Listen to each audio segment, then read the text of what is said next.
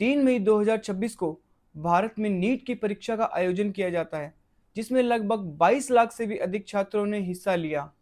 11 मई 2026 को एक मामला सामने आता है, जिसमें पता चलता है कि 3 मई की जो परीक्षा थी, उसका पेपर लीक हो चुका है, जिसके कारण लगभग 12 विद्यार्थियों ने आत्महत्या कर ली।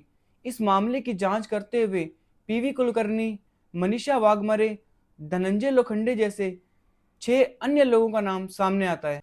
15 मई 2026 को भारत के मुख्य न्यायाधीश सूर्यकांत ने एक मामले में भारत के बेरोजगार युवाओं को कॉकरोच कह के संबोधित किया। उनके अनुसार ये युवा आरटीआई और धरना प्रदर्शन को गलत रूप से इस्तेमाल कर रहे हैं, जिसके तुरंत बाद 16 मई 2026 को सोशल मीडिया प्लेटफॉर्म इंस्टाग्राम पे एक पेज बनाया जाता है, जिसका नाम रखा जाता है कॉकरोच जनता पार्टी। कॉकरोच जनता पार्टी नामक इस पेज पर रातों रात लाखों युवा जुड़ जाते हैं, जिसके बाद इसके संचालक अभिजीत दीपके, जो यूएस में बैठ के इस पेज का संचालन कर रहे थे, वह ऐलान करते हैं कि 6 जून 2026 को वह भारत लौटेंगे और जंतर मंतर पर नीट की परीक्षा लीक होने के मामले में धरना प्रदर्शन करेंगे। अभिजीत दीपके, जो पेशे से यूएस में एक विद्यार्थी हैं, पर वह 2020 के दिल्ली विधानसभा चुनाव में आम आदमी पार्टी की तरफ से सोशल मीडिया विंग के संचालक थे। सौरभ दास, विजेता दहिया, आफरीन नवाज और आशुतोष रंका जैसे कुछ अन्य लोग भी इस धरना प्रदर्शन में शामिल होते हैं, जिसके बाद सीजेपी नाम के इस संगठन में इन्हें स्पोक्स पर्सन का ओहदा दिया जाता है। 6 जून 2026 से शुरू हुए इस धरना प्रदर्शन में सीजेपी नामक संगठन द्वारा भारत सरकार से कुछ मांगे की जाती है, जिनमें सबसे पहले भारत के शिक्षा मंत्री धर्मेंद्र प्रधान का इस्तीफा, आत्महत्या करने वाले विद्यार्थियों के परिवार को मुआवजा और इस मामले में दोषी पाए गए लोगों पर कड़ी से कड़ी कार्रवाई की मांग की जाती है। जंतर मंतर पर चल रहे इस धरना प्रदर्शन ने धीरे धीरे राजनीतिक मोड़ लेना शुरू कर दिया। इसमें भारत के कुछ जाने माने राजनेता, कुछ सोशल एक्टिविस्ट और भारत के हजारों युवाओं ने हिस्सा लेना शुरू कर दिया। 28 जून 2026 को जंतर मंतर पर चल रहे इस धरना प्रदर्शन में भारत के जाने माने सोशल एक्टिविस्ट और साइंटिस्ट सोनम वांगचुक ने हिस्सा लिया।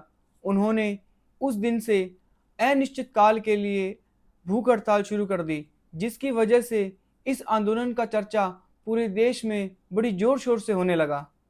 16 जुलाई 2026 को आम आदमी पार्टी के संस्थापक अरविंद केजरीवाल ने धरना स्थल पर पहुंचकर सोनम वांगचुक का समर्थन किया। इसके अलावा कांग्रेस नेता पवन खेड़ा, समाजवादी पार्टी की नेता डिंपल यादव ने भी अपना समर्थन सोनम वांगचुक को दिया और इसके बाद में सक्रिय सामाजिक कार्यकर्ता अन्ना हजारे ने भी सरकार से यह मांग की कि वह जल्दी सोनम वांगचुक की मांगों को मान ले। कुछ दिनों तक लगातार इस आंदोलन के चलने के दौरान सोशल मीडिया पर कुछ बातें सामने आई, जिसमें कुछ लोगों ने यह कहा कि यह आंदोलन विपक्षी पार्टियों द्वारा सरकार को बदनाम करने का ये षड्यंत्र है, परंतु सीजेपी के संस्थापक अभिजीत दीपके ने हमेशा इन बातों को नकारा। सोशल मीडिया पर कुछ वीडियो क्लिप्स वायरल हुई, जिनमें आंदोलन के इस मंच से कुछ प्रदर्शनकारी तथा एक्टिविस्ट द्वारा एंटी हिंदू और एंटी गवर्नमेंट बातें करने का भी दावा किया गया।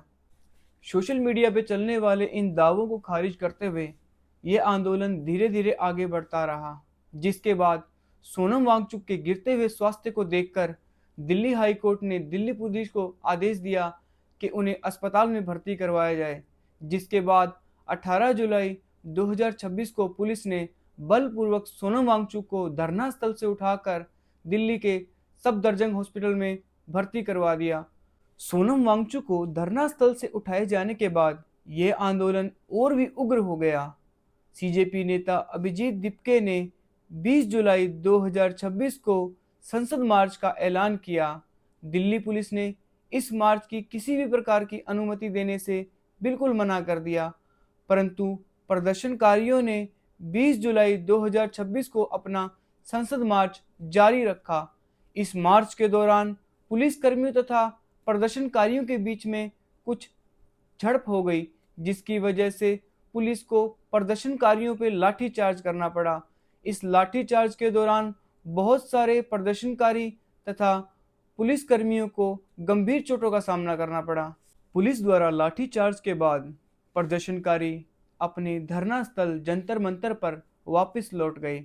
इसी दौरान 21 जुलाई 2026 को सोनम वांगचुक को सफ्दरजंग हॉस्पिटल से मेदांता हॉस्पिटल में ट्रांसफ़र कर दिया, जिसके बाद सरकार के कुछ मंत्री, जिनमें जेपी नड्डा शामिल थे, उनसे हॉस्पिटल में मिलने आए, जिन्होंने यह आश्वासन दिया कि उनके द्वारा मांगी गई मांगें सरकार द्वारा जल्द ही मान ली जाएंगी। जंतर मंतर पर बैठे प्रदर्शनकारियों और सोनम वांगचुक के प्रभावशील आंदोलन के बाद सरकार ने 25 जुलाई 2026 को आंदोलन की सारी मांगों को मान लिया और शिक्षा मंत्री धर्मेंद्र प्रधान ने अपना इस्तीफा दे दिया। उसके बाद एक फास्ट ट्रैक कोर्ट का भी निर्माण किया गया, जिसमें पेपर लीक के आरोपियों को जल्द से जल्द और कड़ी से कड़ी सजा देने का प्रावधान लाया गया। 2026 के ऐतिहासिक आंदोलन के बारे में आप सबकी क्या राय है, मुझे कमेंट बॉक्स में ज़रूर बताएं और हमारे चैनल को सब्सक्राइब करें ताकि आपको आने वाली वीडियोस की नोटिफिकेशन जल्द से जल्द मिल सके। धन्यवाद।